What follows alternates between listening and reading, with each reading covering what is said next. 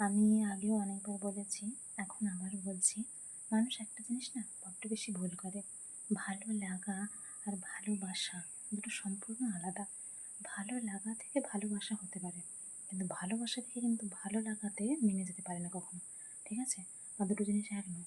কাউকে ভালো লাগছে মানে তাকে ভালোবেসে ফেলছি সেটা নয়।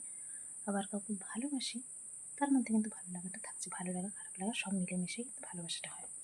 যাকে এবার আসি আসল কথায়। কারোর সাথে হয়তো ধরো কমেন্টে ইয়ার্কি ফাজলামি করছি, বা ইনবক্সে যদি টুকটাক করি, তবে হ্যাঁ আমি জানি কতটা লিমিট রেখে করতে হয়।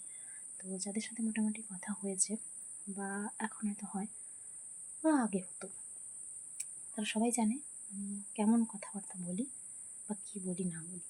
তো হঠাৎ করে কেউ যদি আমাকে বলে আমাকে পছন্দ করে বা ভালোবাসে বা আমার জন্য একদম জান প্রাণ দিয়ে দেবে, আমি কিন্তু ওই কথাটায় গলে একদম মানে আকাশে ভাসবো না। ঠিক আছে? এবার যদি আমি আমার জীবনের কথা বলি, তাহলে বলবো যে আমার দুজনকে ভালো লাগতো।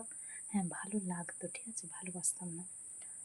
ইনফ্যাক্ট বিষয়টা হচ্ছে, তারা যদি ঠিক পথে চলতো, তারা যদি ভালো ব্যবহার করতো, তাহলে হয়তো ভালো লাগাটা ভালোবাসাতে পরিণত হতে পারতো। ঠিক আছে? এবার দুজনকে একসাথে না, কিন্তু ঠিক আছে, কোনো একজনের ক্ষেত্রে তো সেটা হয়নি। তবে হ্যাঁ, তাদের জোরাজুরিতে আমি কয়েকবার আই লাভ ইউ বা আমি তোমাকে ভালোবাসি বলেছি, তাদের জোরাজুরিতে।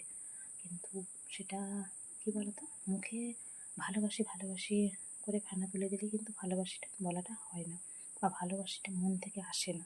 ঠিক আছে? তো কথা হচ্ছে, একজনের ক্ষেত্রে হয়েছিল 20 সালে, আরেকজনের ক্ষেত্রে হয়েছিল 25 সালে। দুজনের আমি এত বেশি ডিটেলস বলছি না। আসল কথা হচ্ছে, একজনের জীবনে প্রেমিকা ছিল, কিন্তু সে তার প্রেমিকার সাথে কিছু ঝামেলা করে তারপর বেশ অনেক দিন কথাবার্তা হয়নি, 1.5-2 মাস মতো। তার মাঝে আমার সাথে যোগাযোগ হয়েছিল। তো সে আমাকে বলেছিল যে আমি তার জীবনে প্রথম মেয়ে। তো তার আগে আর কোনো মেয়েকে সে পছন্দ করেনি, ভালোবাসেনি, কিছু না, এইসব ব্যাপার। এবার পরে আমি অনেক খোঁজখবর নিয়ে জানতে পেরেছি বিষয়টা পুরোপুরি মিথ্যে। যাই হোক, এটা গেল একটা ঘটনা। আরেকটা ঘটনা, সে তার এক্সকে ভুলতে পারছে না, কিন্তু তার এক্সকে সে কবে প্রপোজ করেছিল, কবে যোগাযোগ শুরু হয়েছিল। তো দেখো, আমি ভিডিওটা একটু সময় বন্ধ করেছিলাম, কারণ কারা কোথায় ঝগড়া করছে তার আওয়াজটা আসছিল। ঠিক আছে? তো সেই জন্য অফ করে দিয়েছিলাম। আবার দ্বিতীয় যে এর কেসটা হচ্ছে এরকম যে, সে এখন প্রাক্তনকে ভুলতে পারেনি। ভাই সিরিয়াসলি 10 বছরের বেশি হয়ে গেছে, ভুলতে পারেনি। কবে প্রপোজ করেছিল, কবে তার জীবনে প্রাক্তন এসেছিল, সেটা নিয়ে এখনও বিশেষভাবে সে উদযাপন করে। আদার্স আরও অনেকের সাথে কথাবার্তা হয়েছে, অনেক রকম কেস। মানে আমি যখন পুরো ব্যাপারটা বুঝতে পারি, আমি ভেবেছিলাম যে কী আর বলবো, যাক, ও বিষয়ে বেশি না বলি। তো ভালো লাগা জিনিস ভালো লাগাতে শুরু, ভালো লাগাতেই শেষ হয়ে গেছে, ওটা আর ভালোবাসা অব্দি যায়নি। তো সেজন্য হুট করে কেউ আমাকে যদি বলে আমাকে ভালোবাসে বা আমাকে তার ভালো লাগে, তো এটা শুনেই যে আমি একদম মানে আনন্দে উড়বো, ব্যাপারটা সেরকম নয়। তো হ্যাঁ, কারো ভালো লাগতেই পারে, কিন্তু ভালো লাগা মানেই যে ভালোবেসে ফেলছি, ব্যাপারটা সেরকম নয়। তো আমি সেজন্য হুট কাউকে বিশ্বাস করি না।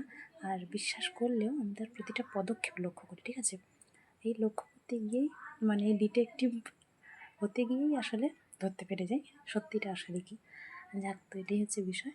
সেজন্য কেউ যদি ভাবে তার সাথে হেসে কথা বলছি বা ইয়ার্কি করছি মানে আমি তার প্রেমে হাবুডুবু খাচ্ছি, বিষয়টা অতটাও সহজ নয় ভাই। কারণ আমার ভালো লাগা ভালোবাসা এগুলো ধীরে ধীরে হয়, শেষটাও ধীরে ধীরেই হয়, হঠাৎ করে হয়ে যায় না, আবার হঠাৎ করে চলেও যায় না। ঠিক আছে?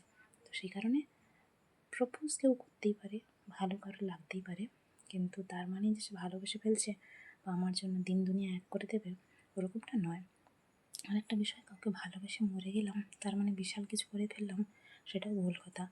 কাউকে ভালোবাসলে তার বেঁচে থাকার জন্য যা যা করণীয় সেটা করতে হয়। কাউকে ভালোবেসে মরে যাওয়াটা কখনো কোনো কিছুর সলিউশন হতে পারে না। ঠিক আছে? আর এই হঠাৎ হঠাৎ কেউ যদি বলে যে ভালো লাগে আমাকে, বা আমিও তাহলে অ্যাকসেপ্ট করে নেব, then wake up from your dream, okay bro, and see the reality, because reality hits different. ঠিক আছে? By, tata. বাইটা বললে ভালো শোনাবে না, সেজন্য বললাম টাটা, কারণ টাটা বলতে আমার বেশি ভালো লাগে, ভালোবাসি। টাটা।